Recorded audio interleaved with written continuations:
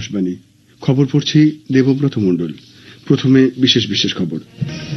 প্রধানমন্ত্রী নরেন্দ্র মোদী বলেছেন, গত 11 বছরে দেশে শুধু দ্রুত আর্থিক বৃদ্ধি হয়নি, জলবায়ু পরিবর্তন এবং ডিজিটাল উদ্ভাবনের মতো গুরুত্বপূর্ণ বিষয়েও ভারত বিশ্বের কণ্ঠস্বর হয়ে উঠেছে।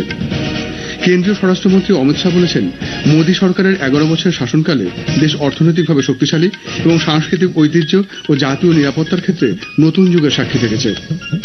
কেন্দ্রীয় মন্ত্রী এবং বিজেপি সভাপতি জগৎ প্রকাশ নাড্ডা জানিয়েছেন, প্রধানমন্ত্রী নরেন্দ্র মোদীর নেতৃত্বাধীন সরকার পারফরমেন্সের রাজনীতি এনে এবং দায়িত্বশীল সরকার গঠন করে দেশের রাজনৈতিক সংস্কৃতি বদলে দিয়েছে।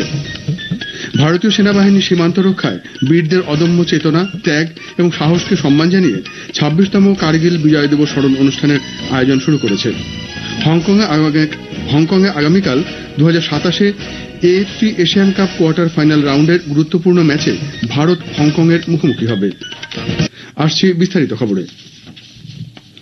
প্রধানমন্ত্রী নরেন্দ্র মোদী বলেছেন, 140 কোটি ভারতবাসীর আশীর্বাদ ও সম্মিলিত অংশগ্রহণের মাধ্যমে গত 11 বছরে দেশ বিভিন্ন ক্ষেত্রে আমূল পরিবর্তন ঘটেছে।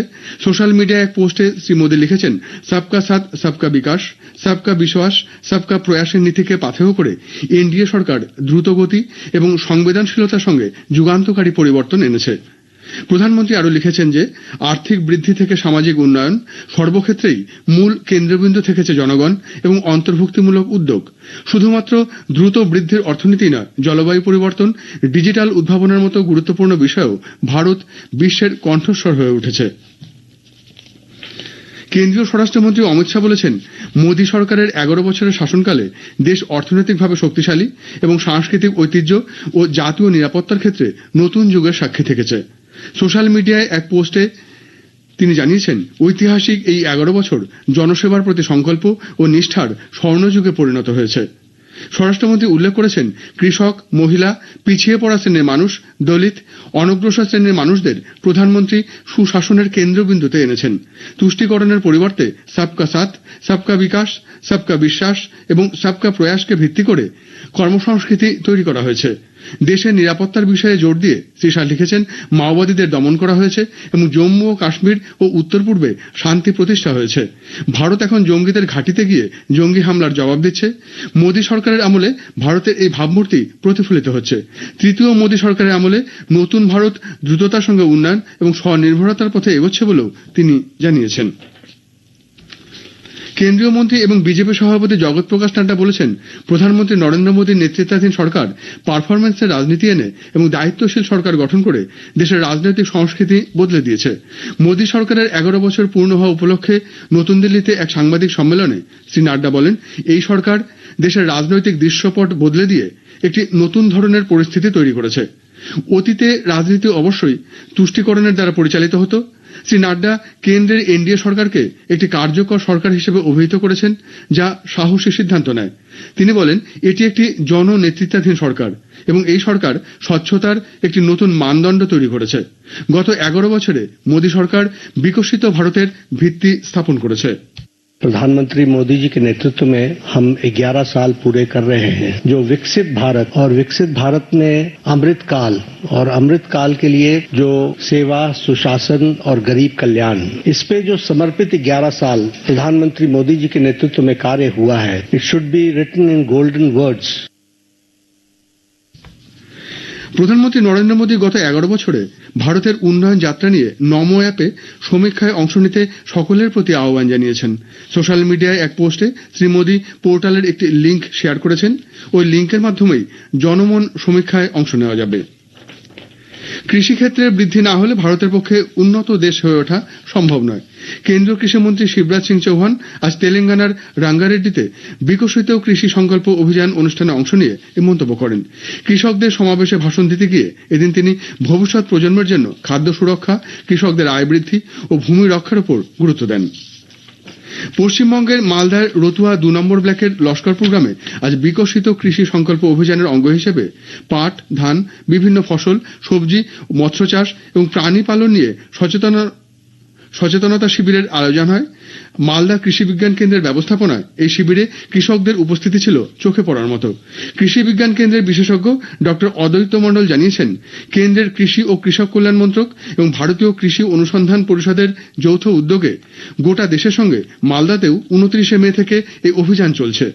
বিজ্ঞানীদের সহযোগিতায় কৃষকদের স্বার্থে গ্রহণ করা হয়েছে বিভিন্ন কর্মসূচি। কোভিড ছাড়াও নিনফেডের বিশেষজ্ঞরা এবং কলকাতার বিজ্ঞানী ডক্টর এইচ বাইতে অনুষ্ঠানে উপস্থিত ছিলেন। গ্রামে গিয়ে বিজ্ঞানীদের পরামর্শে কৃষকরা সরাসরি উপকৃত হবেন এবং তাদের আয় বৃদ্ধি পাবে। খবর শুনছেন আকাশবাণী থেকে।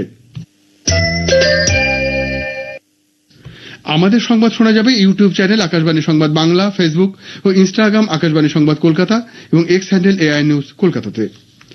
ভারতীয় সেনাবাহিনী ধারাবাহিকভাবে 26তম কার্গিল বিজয় দিবস স্মরণ অনুষ্ঠানের আয়োজন শুরু করেছে। সীমান্ত রক্ষায় বীরদের অদম্য চেতনা, ত্যাগ এবং সাহসকে সম্মান জানিয়ে এই স্মরণ সভা 26শে জুলাই পর্যন্ত চলবে।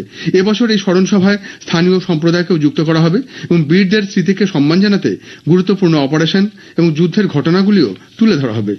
স্মরণ সভার অংশ হিসেবে কার্গিল যুদ্ধের সময় জাতির সেবায় সর্বোচ্চ ত্যাগ স্বীকারকারী বীরদের আত্মীয় স্বজনদের সম্মান জানাতে এ সপ্তাহ থেকেই একটি বিশেষ প্রচার অভিযানের পরিকল্পনা করা হয়েছে। এই প্রচার অভিযানটির মাধ্যমে ভারতীয় সেনাবাহিনীর প্রতিনিধিরা 545 জন নিকট আত্মীয়ের সাথে দেখা করবেন এবং তাদের বাসস্থানে গিয়ে সম্মানিত করবেন। সেনাবাহিনীর একটি দল কৃতজ্ঞতা পত্র বহন করে 25টি রাজ্য, 2টো কেন্দ্রশাসিত অঞ্চল এবং নেপাল সফর করবে। ভারতীয় সেনাবাহিনী যুদ্ধের বীরদের পরিবারগুলিকে সহায়তা করার প্রতিশ্রুতিতেও অবিচল রয়েছে এবং এই সুযোগটি কাজে লাগিয়ে আত্মীয় স্বজনদের অভিযোগের সমাধান করা হবে। সেবা, সুশাসন এবং গরিব কল্যাণ এই 3 নীতিকে ভিত্তি করে বিগত 1 দশকে ভারতের পরিবর্তনের যে যাত্রা শুরু হয়েছে তারই বিশেষ প্রতিবেদন উপস্থাপন করছে আকাশবাণী সংবাদ। এই পর্বে থাকছে উত্তর পূর্ব ভারতের উন্নয়নের কথা। একসময় যাকে ভাবা হতো দূরবর্তী সীমান্ত, আজ তাই হয়ে উঠেছে সংযোগ, স্বনির্ভরতা ও সম্ভাবনার প্রতীক। আমাদের প্রতিনিধি অভিজিৎ চক্রবর্তীর একটি প্রতিবেদন। গত 11 বছরে উত্তর পূর্ব ভারতে উন্নয়ন মানে শুধু পরিকাঠামো নয়, মানুষের উন্নয়নও জোর দিয়েছে সরকার। পিএম ডিভাইন উত্তর পূর্ব ভারতে বিশেষ পরিকাঠামো উন্নয়ন প্রকল্প, অ্যাসপিরেশনাল ডিস্ট্রিক্ট প্রোগ্রামের মতো প্রকল্পগুলি তৃণমূল স্তরে দ্রুত উন্নয়নের দিশা দেখিয়েছে। বন্ধন যোজনার মাধ্যমে 3 লক্ষেরও বেশি আদিবাসী সংগ্রাহক উপকৃত হয়েছেন। 434টি ফার্মার প্রডিউসার কোম্পানির মাধ্যমে সংগঠিত কৃষি ব্যবসায় লাভবান হয়েছেন 2 লক্ষের বেশি কৃষক। এখন এই অঞ্চল পরিচিত হচ্ছে জৈব কৃষি, খাদ্য তেল, বাঁশ, সুগন্ধি কাঠ ও এরি সিল্কের মতো ঐতিহ্যবাহী পণ্যের নতুন হাব রূপে। স্থানীয় কারিগর ও বুনন শিল্পীরা ব্র্যান্ডিং, ডিজাইন সহায়তা এবং জাতীয় প্ল্যাটফর্মে উপস্থাপনার সুযোগ পাচ্ছেন। শিক্ষা ও স্বাস্থ্য খাতে উন্নতির চিহ্ন স্পষ্ট। সাক্ষরতার হার বেড়েছে।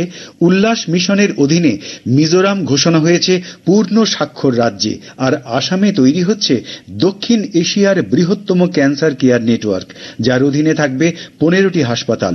সাংস্কৃতিক উৎসব, জাদুঘর প্রকল্প এবং আসামের মৈরামের মতো ঐতিহাসিক ঐতিহ্যের ইউনেস্কো স্বীকৃতি সব মিলিয়ে উত্তর পূর্ব ভারত স্বতন্ত্র পরিচয় পাচ্ছে বিশ্ব দরবারে। উত্তর পূর্ব আজ হয়ে উঠছে ভারতের অন্যতম প্রবৃদ্ধির ইঞ্জিন। বৈচিত্র্যে ভরা এই ভূখণ্ড আজ সম্ভাবনার খোঁজে এগিয়ে চলেছে। কেন্দ্রীয় সরকারের উদ্যোগেই উত্তর পূর্বের রাজ্যগুলি আজ ভারতের অভিন্ন অঙ্গ হয়ে উঠতে সাহায্য করেছে, বললেন শিক্ষক প্রান্তর দাস। উত্তর পূর্ব ভারত গত 11 বছরে এক নব সাফল্যের দিকে অগ্রসর হয়েছে। যাতায়াত ব্যবস্থা, কুটির শিল্প, স্বাস্থ্য সুবিধাকে চমকপ্রদ গতি প্রদান করেছে। আমি গৌরবের সঙ্গে এই কথা বলতে পারি যে ভারতের এক অভিন্ন অঙ্গ হয়েছে এই উত্তর পূর্ব ভারত, আর ভারত সরকারের যেই চমকপ্রদ অভিযান সেটা আমাদের এই অঞ্চলকে নিশ্চিতভাবে এক উচ্চ শিখরে অবরোহণ করতে সাহায্য করবে। ওড়িশায় ভিজিলেন্স বিভাগ আজ 2021 ব্যাচের আইএএস অফিসার ধীমান চাকমাকে কালাহান্ডি জেলার ধর্মগড়ে এক ব্যবসায়ীর কাছ থেকে 10 লক্ষ টাকা ঘুষ নেওয়ার অভিযোগে গ্রেপ্তার করেছে। বর্তমানে ধর্মগড়ে সাব কালেক্টর হিসেবে কর্মরত আইএএস অফিসারের সরকারি বাসভবন থেকে 47 লক্ষ টাকারও বেশি নগদ অর্থ উদ্ধার করা হয়েছে। হংকংয়ের কাইটাক স্টেডিয়ামে আগামীকাল 2027 সালের AFC Asian cup quarter final রাউন্ডের গুরুত্বপূর্ণ ম্যাচে ভারত হংকংয়ের মুখোমুখি হবে। ম্যাচ শুরু হবে ভারতীয় সময় বিকেল 5:30টায়। এই ম্যাচ থেকে 2 দলই তাদের প্রথম জয়ের দিকে তাকিয়ে আছে। শেষ করার আগে বিশেষ খবর আরেকবার। প্রধানমন্ত্রী নরেন্দ্র মোদী বলেছেন, গত 11 বছরে দেশে শুধু দ্রুত আর্থিক বৃদ্ধি হয়নি, জলবায়ু পরিবর্তন এবং ডিজিটাল উদ্ভাবনের মতো গুরুত্বপূর্ণ বিষয়েও ভারত বিশ্বের কণ্ঠস্বর হয়ে উঠেছে। কেন্দ্রীয় স্বরাষ্ট্রমন্ত্রী অমিত শাহ বলেছেন, মোদী সরকারের 11 বছরের শাসনকালে দেশ অর্থনৈতিকভাবে শক্তিশালী এবং সাংস্কৃতিক ঐতিহ্য ও জাতীয় নিরাপত্তার ক্ষেত্রে নতুন যুগের সাক্ষী থেকেছে। খবর এখনকার মতো এই পর্যন্ত। এর পরের খবর শুনুন 7:50 মিনিটে।